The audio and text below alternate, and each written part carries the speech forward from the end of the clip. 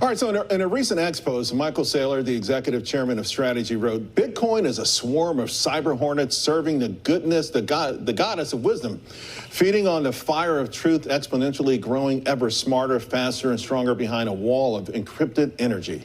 Joining me now, strategy executive chairman Michael Saylor. So, Michael, I had to go. I went on AI to ask if hornets are indeed good, and the answer was yes. Hornets are beneficial for the ecosystem, so they play a valuable role in controlling pest populations, even contributing to pollination. So I guess it's a good, appropriate metaphor there. You know, Bitcoin's a virus. It's a freedom virus. It's based on a monetary virus that's in turn based on a truth virus.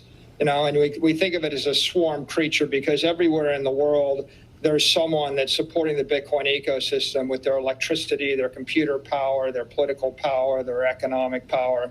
And it's about as unstoppable as a swarm of hornets are unstoppable. You can't shoot a bullet through it. You know, it's spreading all throughout the world, and it just keeps getting stronger day by day, week by week, month by month. This is something you told us was going to happen for the last few years.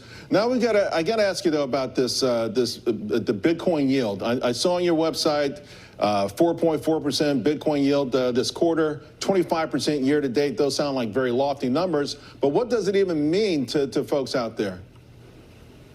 You know, so Bitcoin's a long-term asset. You know, you want to hold it for 21 years. It's been returning about 50% plus a year. It's very volatile.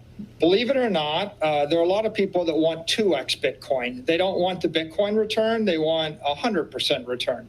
So MicroStrategy, the equity, or strategy, the equity, is amplified Bitcoin. We actually aim to generate 2x the Bitcoin return and 2x the volatility.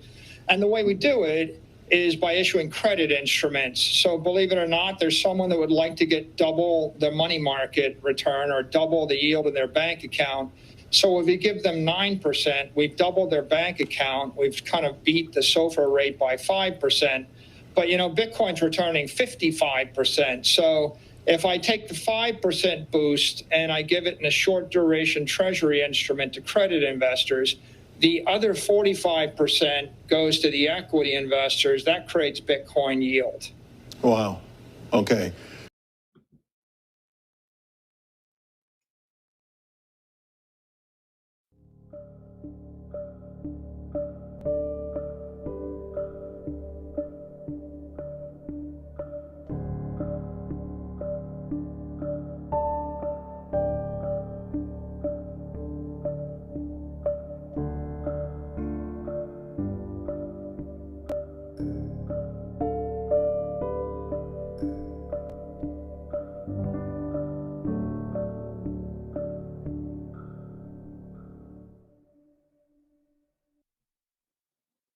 Happy Bitcoin Tuesday, freaks.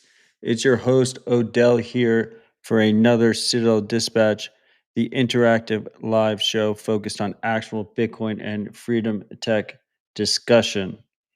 As always, Dispatch is brought to you without ads or sponsors. It is supported purely by viewers like you with Bitcoin donations.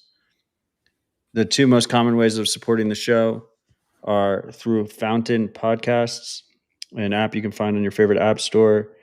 The top zap on the show from there was Marty Bent, my co-host over at Rabbit Hole Recap, with 50,000 sats. He says epic rip. Or you can also support the show through your favorite Nostr app. The show's at primal.net/citadel. Our top zap there was 10,000 sats from Ride or Die Freak Mav21. Thank you for your support, guys. It really keeps me coming in week after week. If you haven't listened to the last episode with Callie, I think it was a great setup for today's conversation. As always, all links are available at citadeldispatch.com. We're available in every podcast app. Just search Citadel Dispatch to subscribe and to listen. Anyway, with all that said, I have Liberty Farmer here. He's a ham radio enthusiast building on top of Nostr. He has a project called Hamstr, which fuses ham radio, Nostr, and Bitcoin that I'm quite excited about. How's it going, Liberty Farmer? Welcome to the show. Thank you. Good to be here. Good to have you. So I think an interesting place to start, and by the way, if you're chatting from YouTube, we do see your chat. So if you have any questions or comments, feel free to drop them there. We will address them. The chat that is shown on screen is our Nostr enabled, Bitcoin enabled live chat, which you can find by going to citadel-dispatch.com. I think an interesting place for us to start is ham radio specifically. It's a rabbit hole that I've wanted to go down, but life has gotten in the way so far. I got to make it happen. How long have you been focused on that world? Yeah, so not too long. Let's see, 5 years, I guess. COVID. So COVID's kind of where it all kicked off. We went through that mess, and then I decided to go get my pilot's license at the same time. And so I thought, this is interesting. I'm hearing these planes as I'm flying from miles away, and I couldn't quite figure out how all that works. And so I just started deep diving in, and that's where I kind of learned about ham radio and all the different ways. And it scares people for some reason, but it's not complicated. It's like a cell phone. Everything has radio. I mean, it's Wi-Fi, it's cell phones, it's all the same thing. The only difference is it runs on different bands, different frequencies that the government has decided to control. Yeah, I mean, I have to buy equipment and get a license and shit, though, right? Yeah. So that's the biggest thing. The biggest hurdle is the license, but it's frankly easy. It's maybe 2 hours of studying, an hour of taking some practice tests, and then nowadays you can just go online. You pay $15 to some ham radio club and wherever, somewhere in the world, and you take your test. And as long as I think you get an 80%, then you can pass.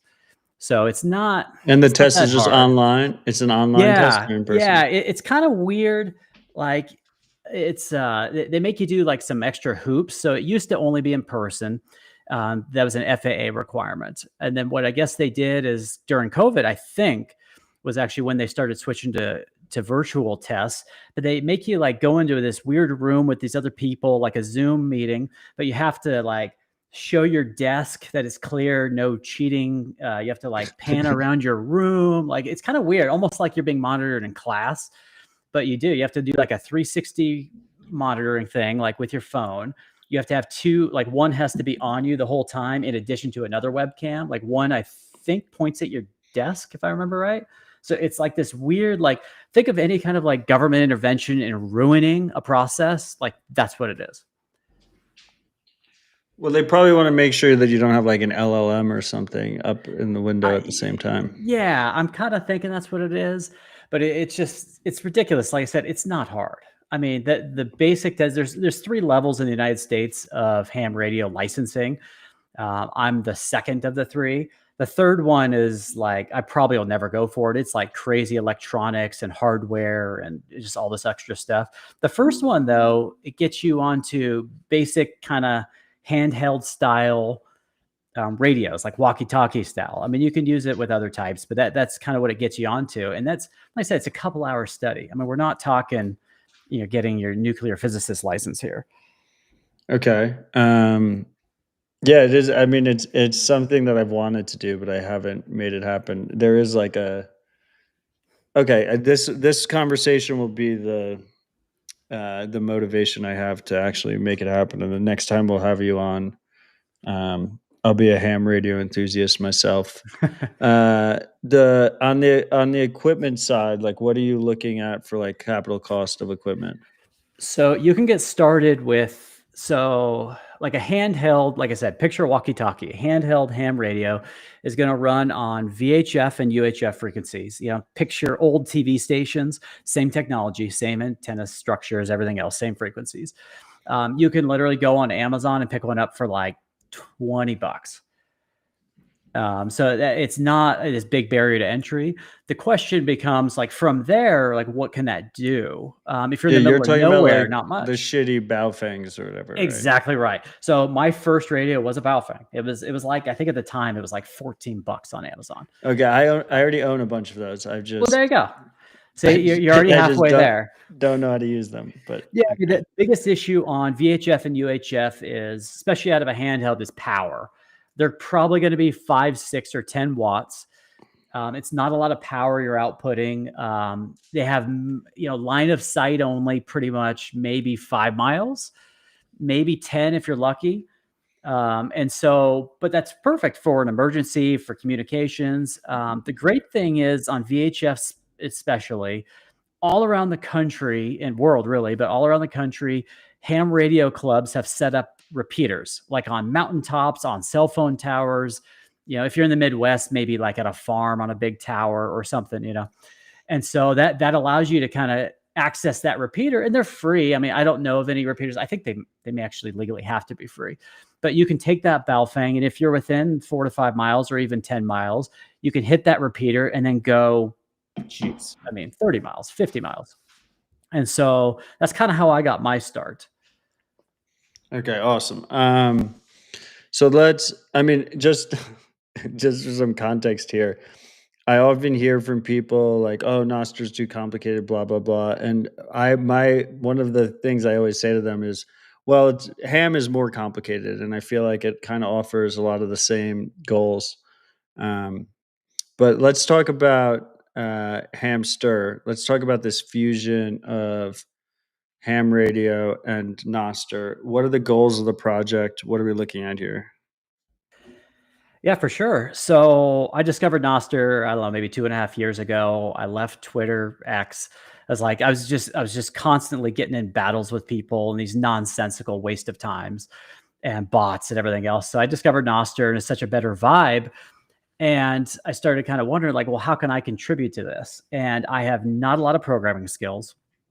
And what happened first was I had a goal, like I want to be able to communicate with people, Nostr, maybe check in with things when I go camping with my son.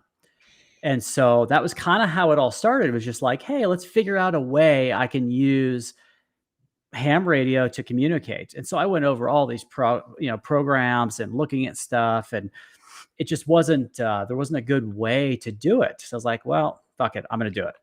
And so that's literally what I did, is just set out to design a way where when I'm remote, I'm out hiking, I'm out camping, I'm a hunter, I'm out hunting, I could still communicate with people, my wife or not, and that's kind of how it led. And then now the goals have changed into a massive change has been to switch into freedom and oppressive states, regime, censorship resistance, kind of the Bitcoin ethos, right? That's how it's totally morphed. And so now my focus has been, what might somebody in, I don't know, Turkey keeps getting their internet cut off, or what would somebody in North Korea is probably another great example. They don't have a lot of ham radios there, but places like that, like what do they need? What could they use? And so I thought, okay, they need communication for sure. And then they probably need Bitcoin. There's a way, how can they transact with Bitcoin without getting it stolen, without getting, it confiscated at a border? Maybe they want to buy something, maybe they want to send something to family, so that's kind of how it's evolved. And so that's where I've taken Hamstr, is just kind of moving forth. And ham radio has been the way that has been able to, allow that. Okay, so first off, I see Don't Zap Me Bro has dropped some Nostr links in the Nostr live chat. They all seem to go to another Nostr user, HR4BTC, who I love his content. He's also a ham enthusiast. And they seem to be like quick start guides to getting your US ham radio license and getting started. So just for the freaks listening on audio and also the freaks listening live, I will put those in the show notes. Let's get everyone who's listening can jump into ham with 2 feet after the show. That dude's content's fantastic. I know, he's isn't putting he out great? stuff on Nostr, just constantly videos, guides. I mean, that's, if I didn't already have it, he would have been the entry for sure. I mean, I have a theory, at least Nostr as a useful social media alternative. Like we really only need maybe 1,000 high value accounts to make it really valuable to people. And I would put him in that grouping. Like he clearly knows his stuff. He's very passionate. For sure. And I've found it it's fascinating, following him. To me, like the cool part about Nostr and the cool part about Bitcoin, well, specifically Cashew, is that they're very simple protocols, and basically at the end of the day, you just basically need to transfer text between people, ideally signed text, so you can verify that it hasn't been changed in path. And so my last conversation was with Callie, and we were talking about BitChat. And BitChat kind of tries to solve, the way I'm kind of thinking about it is BitChat kind of solves the last mile. It's using Bluetooth Low Energy. It looks like they're going to implement Wi-Fi Direct. Maybe they'll add some internet bridging, but it's kind of handling that last mile connection, the community connection, maybe the farmer's market, maybe a ranch or something like that, or a small town. And to me, on the ham radio side and Hamstr specifically, it kind of offers the promise of maybe bridging those meshes long distances. Is that the right way of thinking about it? Yeah, 100%. So BitChat's pretty cool. I've been kind of, I guess you would call it war driving, like you used to do in Wi-Fi, trying to find wireless networks. But I have yet to find anybody in my area running BitChat, unfortunately. But I think that is the idea. So VHF we talked about, it can get you 5 miles, 10 miles, maybe 50 miles off a repeater or something.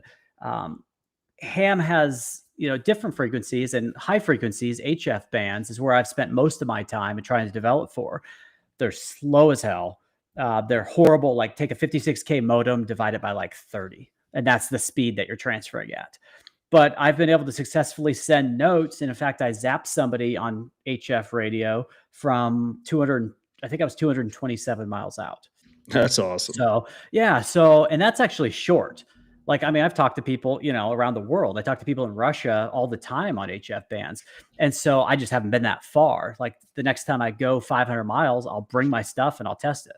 I connect to my server and goes, and we can kind of go through how it works. But we need that last bit. Like what if they can get some internet bridging, I think we can tie it actually all together to go from whichever way you want to look at it, start at Bluetooth, go to ham, connect somewhere else, or vice versa. And I think then you can spread it a lot easier, because that gets you data transfer rates. You get more people in these groups and things. Because I think trying to stop censorship should be all of our goals. And if we can contribute, and it's fairly amusing to me, I guess, that Bluetooth and everything was kind of set up by a existing billionaire. So it's just kind of amusing to me. I mean, the cool part about Nostr is it's literally just signed text. So, we could transfer it by USB drives. You could print out a Nostr note if you wanted to, a signed JSON Nostr note. You could print it out, and the person on the other side could just manually type it back in and broadcast, and it would work. You could put a Nostr note on a carrier pigeon if you wanted to. That's the cool part. We need the tooling all around it. So I have a friend who's a ham enthusiast, and he does and this is one of those fun conversations where I'm just a complete noob on this stuff. I have no idea. And I'm just asking you as I'm thinking of things. He does he's almost in text chat rooms that run through ham. Is that how you're usually using it in the non-Nostr side, or are you using it audio? Yeah, both. So I do a lot of data. I got, it's split in the community. It's like you've got these old hams who were literally World War II vets, military guys, pilots, submarine operators, whatever. They're kind of the old guard in the ham space, as it seems. And if you go on the amateur radio subreddit, it's the most ridiculous thing of these old curmudgeons versus the young guys. It's silly. And so what happens is I got into data first. Well, I got into voice a little bit, but I got into data first, and it blew me away. I'm talking to people, chatting with people, or seeing where people can kind of hit my hit my signal, and they ended up like 2,000 miles away, 1,500 miles away. Some guy And in it just looks Canada. like a text chat, right? Like you're Yeah, it looks. connecting the Yep. radio to your computer by Yep. USB, I guess, and then That it's exactly. Most of them are USB, or maybe a sound card that has USB. And it's not at the granular level. It's not like this crazy setup. I mean, it's very basic. But like actually he's on Nostr now. There's a guy. He's got a pretty decent sized YouTube channel, S2 Underground. He's now posting on Nostr that has like a weekly update on different stuff going around the world and stuff. Well, he puts that out on Ham too, or like he has a whole chat, I guess it's twice a week, but he's kind of set up like these communications plans for people. Like people go in and give that same update over ham radio. It'd be like, hey, there was a flood in Texas going on right now, or like, hey, there's a shooting in Maryland, or whatever. It's like reporting. You could literally watch that for that evening and not watch the news, not check internet or anything. You could get everything you needed. And so that's kind of where Hamstr was born from, in a way. Yeah, that's why I said earlier, like, to me, in one way, it seems like it's kind of trying to solve the same problem, but in another way, it's just very much complementary. Like ham is more of the transport mechanism, and so the question is, are you going to be sending? I guess if in those text chats, those ham text chats, that's completely unsigned text, right? Completely. Yeah, there's nothing. I mean, the biggest thing on ham is to be legal, you've got to have a call sign. So that's kind of, I mean, you could spoof that though. I mean, you could just literally type in whatever call sign you want. I mean, that's come up actually a couple of times with Hamstr too, as people say, well, do I have to give my call sign, or do I have to tie my npub with the call sign? I mean, in theory, yes. In practicality, I mean, what's the FAA or the FCC rather? What are they going to do? Right. I have my GMRS license, and they gave me a call sign, I think. Yeah. So you have that. Yeah. So, I mean, these limitations do exist, but at the same time, you can spoof it. It's not signed. Like there's nothing that says, I know for sure XYZ is his call sign and he sent this message. There's nothing like that. I mean, Nostr's really, I mean, there are others, but Nostr is the only way to do that. Okay. So let's talk about let's jump into Hamstr. What is the setup? Let's go high level setup of Hamstr. Yeah. So the high level would be a client and a server, not undifferent than X, right? You have a client, you've got a server. I've got a Hamstr server. So if you were to go to my GitHub repo, which is github/libertyfarmer/hamstr, you'll see one repo you can clone. One part of that is going to be for the server. One's going to be for the client. I'm actually running a server right now that I had somebody, I think, try to connect to it, but it didn't quite go through. But that is up essentially 24/7, unless I'm actually doing like live dev work, so people can connect to. My goal is to get servers running around the world that are just running Hamstr that people can connect to. And then from there, you just need the clients, and anybody can have a client. You can connect, from anywhere. You don't need to run the backend side or anything. The server has been designed to be totally, I guess I would say pass through would be the word. It's almost like a proxy. It's like a ham Nostr, ham internet proxy, right? Exactly. So as you mentioned, Nostr notes are just text. They're just JSON. My server the Hamstr server takes a note that has been signed on the client and takes it, sends it to relays. You can choose whatever relays you want to run. It's all open source. It does not have any knowledge of your key, your NSEC. It doesn't have any knowledge of anything. It's just literally just a pass through. It can request notes on your behalf. You give it your npub. So I guess it would have an npub knowledge, but it never has an NSEC knowledge. And so you go through, and I've designed it that way on purpose, right? Because I want this one software to be able to be run all around the world, that no matter hopefully where you're at, you can connect to it. So if you're in, okay. I like this setup. The dream would be that you could just broadcast to Hamstr servers from like an Amethyst or a Nostr or Primal or something. How hard is that for developers to implement? Could it be as simple as just adding it as another relay effectively? That's a good question. I think the answer is not very easily. It's a complete custom network stack, essentially, that is designed to run over slow speeds, A, and B, ham radio. You could, that's not to say you couldn't tie in with something else on the client side. I'm actually looking right now. So it runs, everything's in Python. So you run a Python server, a Python client, and it has a web front end, web UI. I'm looking at trying to figure out how it'd be easier on Android, maybe how to package that Python quote unquote backend, but on the client side into an app, Right. into a PWA, something like that. As of right now, I've not discovered a good solid way to do that. So I'm running everything. I use my phone just to connect to the front end, but all on running a web server. But I'm kind of thinking more like a Raspberry Pi. You have a Pi with you or a laptop. You can run it on any laptop. You can run it in the field, you can run it.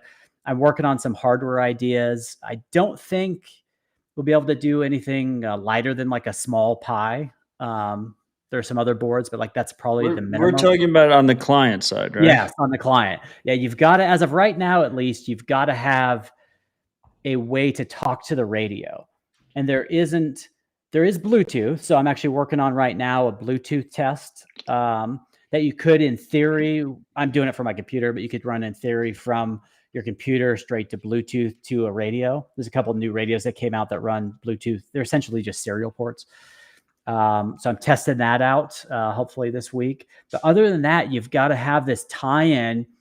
And the other issue is, if you're trying to really reach on HF ham bands, the antennas are huge. We're not talking like a handheld. We're talking my antenna out back of my backyard is 137 feet long. Yeah, my buddy's got a huge one. He hangs it from a tree or something, right? Yep, it's almost like a cable. Yep. So I've got two now. I've got one, thanks to OpenSats, I've been able to purchase a dedicated radio and a dedicated antenna that are running. I put up this 137-foot antenna just to run Hamstr. So anybody could put it out there. It's going up and down, and I'm making changes. Obviously, I'm developing it, but over the next couple of months. So there's an email service called WinLink. And a lot of hams probably use it or have used it, but it's essentially the same thing. And I'm kind of modeling it after that. You connect to a server, but anybody can run a WinLink server, and it's for email. So while you're out in the field, I'm pretty sure it was developed for sailors. While they're on a boat in the middle of the ocean, they can check their email and send emails. And so that's kind of the idea is, passing through these messages like a relay. That's all they're doing. Anybody can run a WinLink server. Anybody can run a Hamstr server. And then anybody in the world can connect to those. They're all public servers. And because they don't have any knowledge of your NSEC, it doesn't matter. There's nothing, the notes in Hamstr. Right. They're almost they're almost like relays. Mm-hmm. That's basically what they are. If I wanted to, I could have just implemented a relay in Hamstr too. I'm not. I put in there some defaults like Damus and Primal or whatever, But I could have very easily just run a Hamstr relay and started it up. Okay, so wait, a couple things. First of all, I see CS Burner Zaps to 4,200 sats. Thank you for your support, sir. He's excited that we're talking about mesh and radio technology more on the show. He mentioned Reticulum, which is, my understanding, is a mesh protocol. There's a bunch of mesh stuff. LoRa is also super interesting. Yeah. Part of what's fascinating about BitChat is that it entered the space that there's a bunch of other mesh stuff, but has gotten an amazing amount of enthusiasm and excitement about it. That the others have had, it's been a long grind. Mesh is something that I've been excited about for a while. But anyway, freaks, if you have,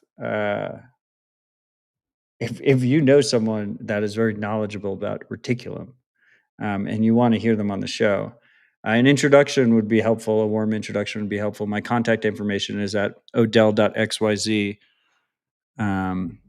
Until we fix Nostr DMs, until white noise or whatever is out there that becomes more stable, I'm not using Nostr DMs. So my Signal and my SimpleX are at odell.xyz. That's the best way to contact me. Or just if you know someone that's solid on Reticulum, have them contact me. That would be helpful. Okay, back to Hamstr. Is this on the server side? Is it more of a broadcast server only, or is it something that I can hit? Like if I'm ham radio only, let's say I'm in the middle of nowhere or the internet is down for whatever reason, and I want to read Nostr notes. Can I hit the server to read notes, or is it only for broadcasting events? No, absolutely. So as of right now, and there'll be more features coming online here in the next couple of months, but as of right Okay. now, you put in your NSEC and it securely stores it into the app. And then from there, Into the client. into the client. Yeah. So the server just pretend is just a relay, whatever. Just Yeah, act like the it's a server's return basically terminal. like a ham Yep. enabled relay. Yep. Exactly. I like that. And so the client, you put in your NSEC, it creates an MPub for you, just like you would if you're signing on Amethyst for the first time or Primal. And so from that MPub, it knows that, right? The client knows that. And as of right now, you can only do one. I'll do some account switching or something later on, but for right now, it's one. You can write a note. You can send that, sign the note, broadcast it, or you can request notes. You can request, I think my limit is 8 just because of the slow speed, but you can Okay. request up to 8 notes. There's no reason. I mean, it could be changed in code. It's not a big deal. But so it's up to 8, but you can pick how many notes you want to. You can do, for some reason, if you want your own notes, I was actually using it for testing, so I just left the feature in there. You can do just regular notes of people you follow. It'll check your following list on the server side. So it'll take your MPub, it'll pull your follow list. That's the beauty of Nostr, right? Is it's everywhere. And then it'll pull back your 1, 2, 3, 8 notes, whatever you want to pull back from your followers. You can pull the global feed, which, dude, I don't recommend anybody ever search the global feed. I swear. Yeah, I mean, even if you have like unlimited bandwidth, it's awful. But if you're bandwidth constricted, I presume like this would more be used for a situation where like you have a certain target MPubs that you want to actually read from. Right? So yeah, so you can pull your followers. You can search for and pull just from an MPub. Let's say I don't follow you, but I for some reason know your MPub. I'm working on searching display names. It's apparently harder than I would have thought ever, but so search the names. But you can search. You can just pull in like Odell. It'll pull in anybody that mentions Odell. It does a full text search using, I think it's Nostr.wine's API. You can search hashtags if you want to search hashtags. You can, I think right now that's the main thing. So that was kind of the main, I was trying to picture like what would I use as a client, and I tried to implement those first. And then of course the big one that I just added was you can connect Nostr Wallet Connect to your wallet and you can send zaps. Well, like hashtags make sense to me because you're in a disaster situation, you want to see relevant notes, or you're in a authoritarian government situation or protest situation and you want to see notes specific to that. There'd probably be hashtags related. I mean, there'd also probably be certain MPubs focused on it. Yeah, like we've got a few that I follow, like on I think was it War Monitor or something, just war news and different stuff throughout the world. Yeah, if you wanted like specifically when the fighting was happening between Iran and Israel, right? Like you could, if you were in an affected area, you could just pretty much follow War Monitor and you would be able to get pretty good updates, even at 8 notes per. Absolutely. Yeah. And so it's been, on VHF and UHF bands. So those are kind of dubbed 2 meter. That's the 2 meter bands. It's I don't want to say fast, but it's way faster. So, a modem used to be about 56K. That's 56,000 kilobits per second. Typically VHF, you're going to run at 1200. So you're still 25 times less, or whatever that math is, more than that less, but it's much faster. And I've optimized. So like you can't do images. So like the server strips out all images and puts in little brackets that say, image or video. At this point, it doesn't tell you what it was. I'm looking into some AI options to be able to say, hey, it was an image of this, because it might be important. It might be not just a meme. It might be something of note, but for now it just replaces it because I'm trying to reduce down my bandwidth. I think the most I've ever gotten at one time was a full 8 notes, and it takes I mean, it took like 7 minutes or 8 minutes. I mean, we're not talking fast. This is not an everyday client. Right. No, yeah. I mean, you're using it as you're using it when you don't have other options, pretty much. Exactly. Yeah, yeah. Is like the goal. Yep. Decentralized manner. Everything is fully decentralized. Everything's fully open source. Like I mentioned, I had got an open source grant, an OpenSats grant for it. So I'm very thankful for that. And it's been amazing to help get the hardware and kind of keep me going, kind of keep me grinding away. Because I do now believe there's a chance for this to help the world in a decentralized manner against authoritarian governments. So I see a question on that note. I mean, I see a question. I think it was from Soap Miner, which is a highly relevant question from a home soap manufacturer. How easy is it to jam this type of thing? VHF and UHF, it's not particularly hard for a government. Now, if you're mobile, obviously it becomes harder. But if you on HF bands, it becomes a lot more difficult because what you're doing on high frequency bands is you're bouncing it off the ionosphere in most cases. So it hits the ionosphere and bounces back, so everybody can hear it. So it becomes a whole lot harder. I mean, that's the biggest thing. And that's kind of why I focus more on HF, is because you can, depending on your antenna setup, you can go from, I don't know, maybe 100 to 200 miles. It's called NVIS, near visual incident, I think. It's a military tactic. Or you can go, hey, I want to go 3,000 miles. I want to go hit somebody in Russia 6,000 miles away. And like literally in WinLink, I try to do that. I try to see like what servers can I hit? Like I want to hit one in Russia. I want to hit one in France. I want to hit, all these things. So I'm kind of thinking that with Hamstr too, is like, hey, okay, what can I do? And so I don't think they can do a whole lot. I mean, they'd have to they'd have to like broadly jam everybody, right? Like you're going to have to cut off every TV, every broadcast, including their own. Right, they can't just jam unless they knew it was your house. In which case, they'll just send the tanks. Right, I mean that's right. But in this situation, you're literally bouncing it off the atmosphere. Exactly. So in daytime, the ionosphere charges up, and then at nighttime is when it really comes alive because it creates literally a field of electrons that you can bounce off of. And so you can go and I can hit New York, I can hit Nashville, I can hit Texas, I can hit just all these different places all at the same time. So it's really hard to pinpoint. Not to say it's impossible, but it's very hard. Got it. I mean, and then obviously you have the general OPSEC concerns or whatever, depending on your threat model and your environment. Exactly. If you're sending out notes about like where you live or whatnot, then just general rules for things, unless like you're trying to get a signal out for help, Right. Then you want them to know your location. CS Burner, I see your recommendation. I will send him an email. Thank you for that. Okay, so let's talk Zaps. How are you thinking about Zaps? So Zaps, I thought at first were going to be impossible because you need to be online, right? You can't send.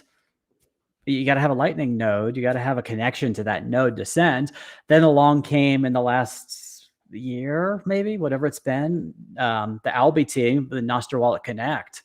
And so now I was able to use Nostr Wallet Connect, and all it takes is a one-time, you have to be online once on the client. That's all it takes. And then it creates that secure connection. They share a secret. I found out in the back end. Because NWC just uses Nostr for communication, right? So it does. It uses a standard relay that takes in messages. And I've had to learn a whole lot about this. Super Testnet has a library that's Python based for NWC. That's been a lifesaver, all the cryptography and everything. And so now you connect. Once you connect, you can go offline forever. As long as that wallet and that node is still active, you can send Zaps. Like 90% of the Zaps I've sent over the last 2 weeks have been from Hamstr. Like just for fun, just for testing, going stuff. The biggest, and most of that's been in my development environment, but the biggest thing that I learned is you can't connect to Nostr Wallet Connect without an encrypted DM. It uses, I think right now, just NIPO 4 DMs. So there's a problem there in that you can't. Well, it's a gray area. Let's say for Not something supposed like to send this encrypted to data send. over Yeah, HF, right? exactly. So like for censorship for people around the world that are oppressed, like who cares? Get on, use Right. Hamstr, send it. Send your money to get supplies, get whatever, pay your gun dealer, whatever the hell you're gonna do. No big deal. But like in the US and Yeah, I the mean, you're not UK, worrying about licensing in that situation. exactly. You just pop it in and go. So yeah, that's been the issue is, and I've now added a disclaimer on my branch to my Zaps branch to like let people know like this may or may not be legal. Like I'm not in a journey. This is not legal advice.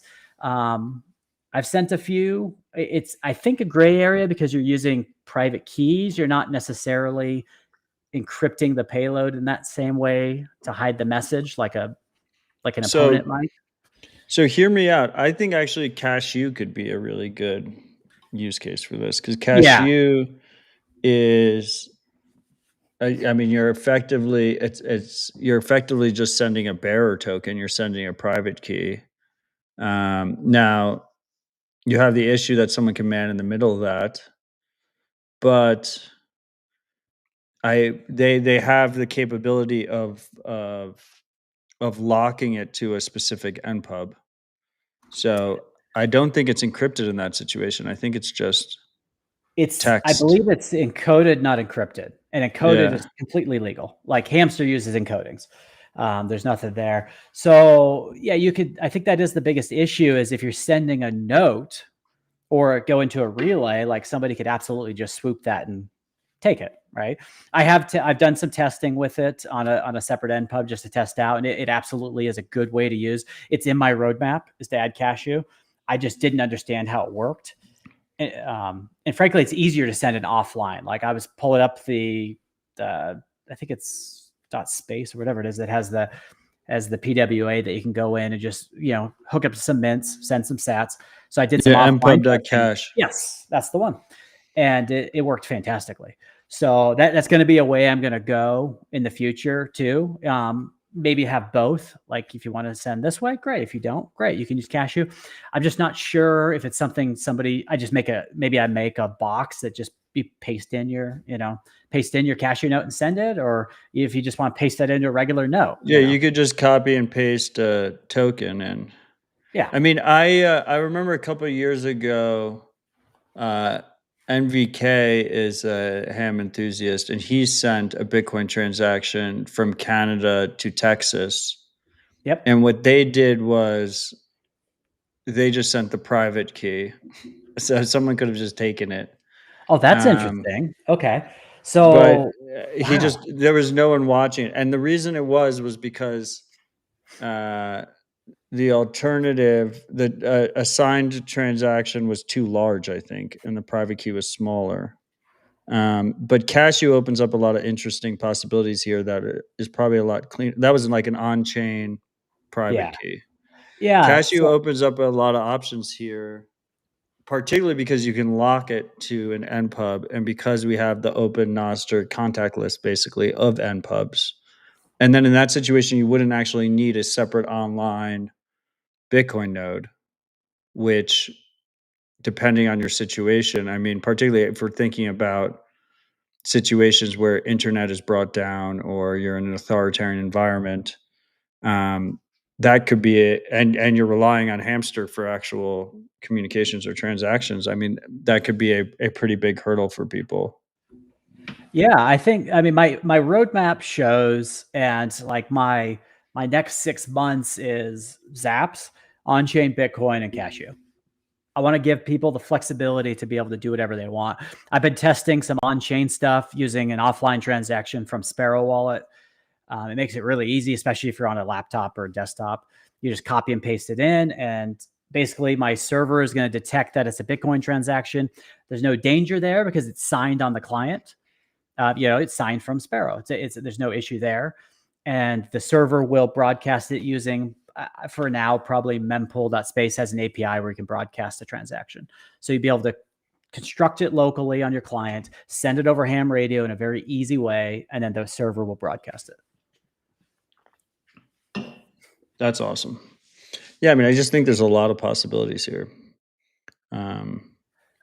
I'm You know, glad you're exploring them. I've got a lot of steps to go because I am not a developer. I'm not ashamed. I hate the word vibe coding, but because there's nothing vibe about it for me most of the time. It's just me getting pissed at LLMs. But I'm using AI for a lot of stuff. I know some Python, I know some other back end and front end stuff, but I know SQL and some minor stuff, but I'm not a developer. That's not what I do. So it's been a learning curve. And so just trying to get as many different options out there, I think is better. And I'm open to feature requests if it beats, if it beats kind of the system and structure that I've got in play. Like, please, I've had, I think, just one pull request. Like, go on the Git, go read it, download it. If I have a bug, fix it. I'll put it right through and merge it right away, probably. But yeah, how can people be helpful? Use it. Try it. If you're a ham, not a ham, download it, clone it.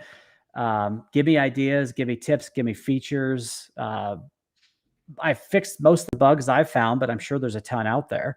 But just, use it. Like, I want somebody to use it. For right now, people can try and connect if they are ham enthusiasts and on HF bands. 7.12 megahertz. I've got a ham server up most of the time. In fact, I'll put a note out there broadcasting that.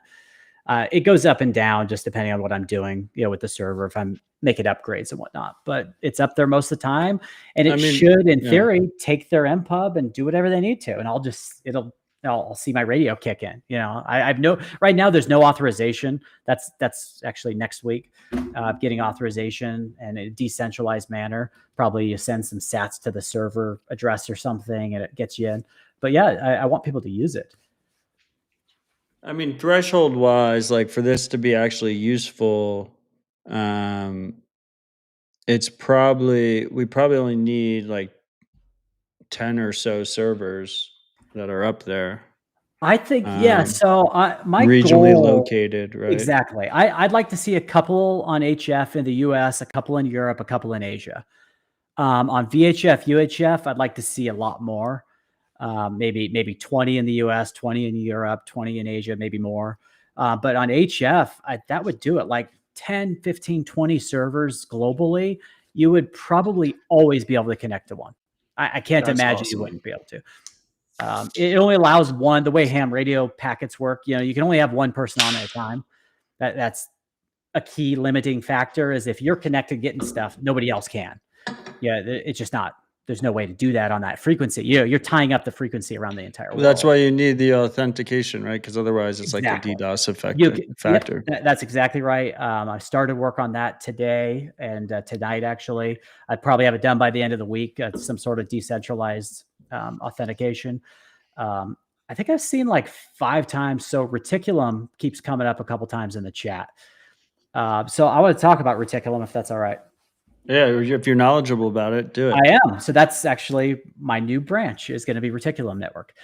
So Reticulum was created by a guy that wanted a new way for the internet to operate. And I'm not like the most knowledgeable, but I've done a fair amount of research. I'm in their Discord and all the time. But so he created a way to rebrand the internet that is available on almost any kind of device you can think of. We're talking ham radio, LoRa, like what Meshtastic runs on, LoRa radios, ham radios, internet, normal internet, I2P, serial devices, serial modems.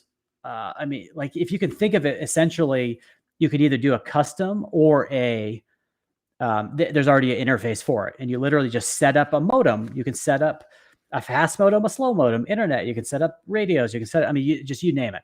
And so what it does is there's no identity. Well, there's identities kind of more in the, it kind of looks like the Lightning Network. Let's put it that way for this audience. So it's a bunch of spawning nodes that connect to each other and interweb with each other and route through each other, right? Kind of the Bitcoin network, but I would say more Lightning Network. You've got some central hubs with channels. That's kind of what it's doing. So like it'll find automatically the route, no matter how it has to get there, much like Lightning Network payments do. So if you've got a Reticulum node and I've got a node and some guy I'm trying to get to in Europe has a node, it'll find the way. It'll automatically reroute and find the most efficient path. You never have a sign up. You never have, You download the software, it creates a encrypted identity. Everything on the network is encrypted, like every single bit. I think it's SHA-256 actually, but everything. So you get on, you get an identity. Your identity is not Odell, right? It's a freaking Bitcoin address. It's like I don't remember, it's 128 or however many characters. It might be 64-bit encoding. I don't know, but it's this huge string of numbers, and you can keep that as long as you have that identity live. And what it enables is the ability for Bluetooth. That's what he's adding. What it's enabled is the ability for me as a developer to say, I want to use ham radio to connect to the Reticulum network, and I want to reach somebody who has a LoRa device or Bluetooth device. Right. So, and enables any device that has it. I mean, you can use anything and it'll just keep finding its way. So it enables me to say, hey, I want to take my Hamstr nodes. I'm going to use HF band ham radio.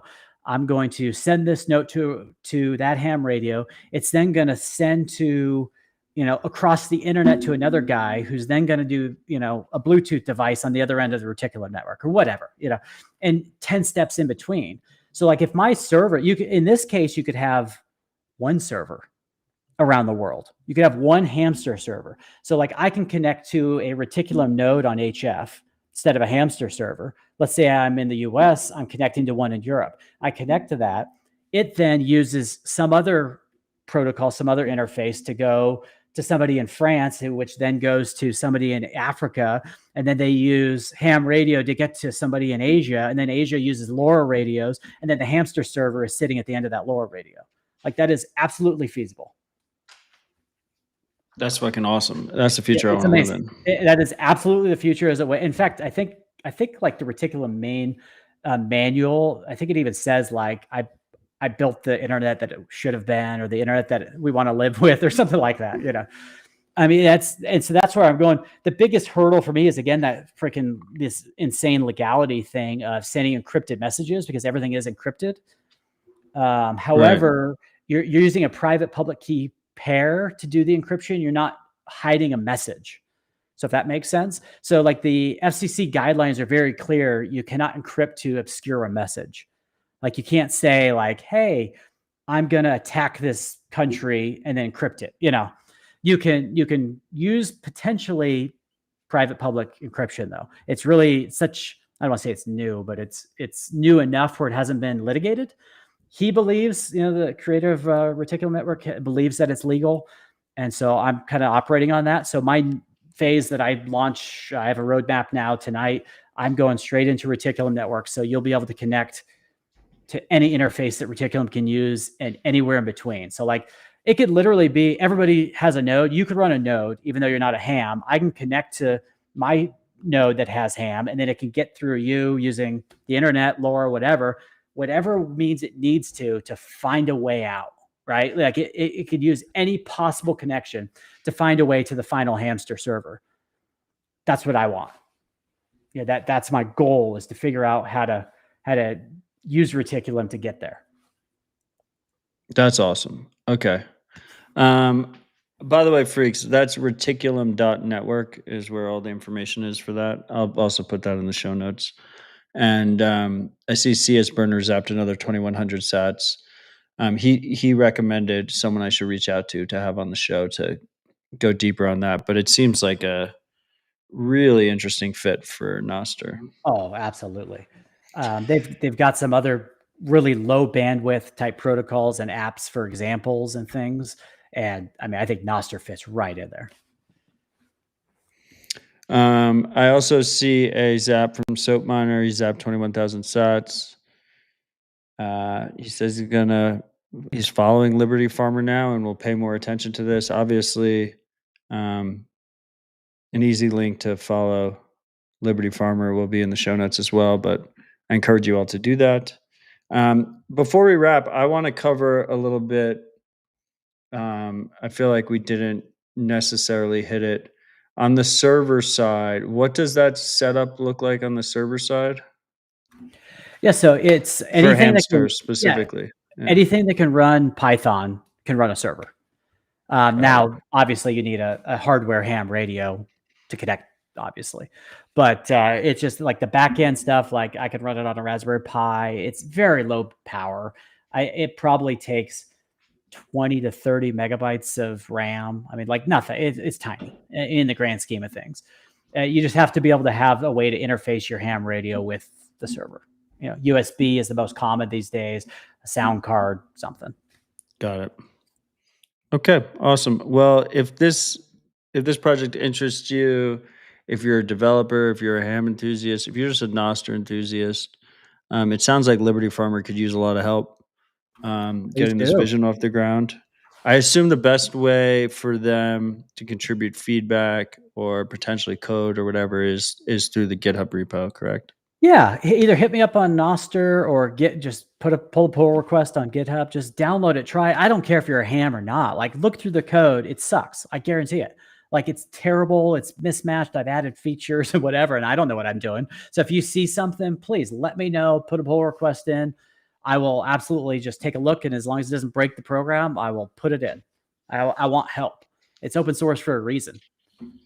I love it. Yeah, I mean, that's the power of open source. It just compounds and compounds. And I think that's where the hope is. Liberty, this was a pleasure. I had a great chat. I think I need to get my act together and jump down the ham rabbit hole, but I would love to have you back on in, maybe like 6 months or a year or something like that. And we'll see where you're at. We'll see where I'm at. Do you have any final thoughts for the freaks before we wrap? I think everybody should learn how to use ham radio or Meshtastic, LoRa radios or something so they can be useful in the world in case we lose internet, because it tends to happen all the time. I'm on Starlink. We were out for 3 hours last week. So yeah, the first global Starlink outage that I'm aware of. Yeah, and I'm sure it's not the last. Yeah, I mean, it's Starlink is one I battle with because it is an incredibly useful tool. Like where I live, I'm streaming this through Starlink right now. Like I would just not be able to. But at the same time, it's such a strong product offering, and it's global in nature that it probably will become a bigger and bigger ISP. And it just represents this massive centralized point of failure. Like if Comcast or Verizon or something goes out, like, okay, like a region loses internet access, but if Starlink goes out, people don't have internet in Nigeria, Ireland, parts of the US. It's just everyone goes out at the same time is kind of scary shit. It's a problem. I mean, it kind of saved my family and my marriage because we were on like a $140 a month, 7 meg download wireless connection because I have nothing else where I'm at. So it saved us in that sense, but it's terrifying. Yeah. Yeah, that's I feel that struggle deep inside. Liberty, this was great. Freaks, thank you for joining the show, particularly those who joined in the live chat. You make the show unique, even the trolls. And I'm gonna keep shipping dispatch. I feel like we're on a roll. I feel like you guys are finding it valuable. If you have feedback, hit me up on Nostr. I want you to find value in the show, and I appreciate all of you guys who continue to support it. The single biggest way you can support the show is sharing it with friends and family. All the relevant links are at citadel-dispatch.com. Obviously, Bitcoin donations are appreciated. Liberty, thank you. Thank you much. Appreciate it. Thanks, everybody.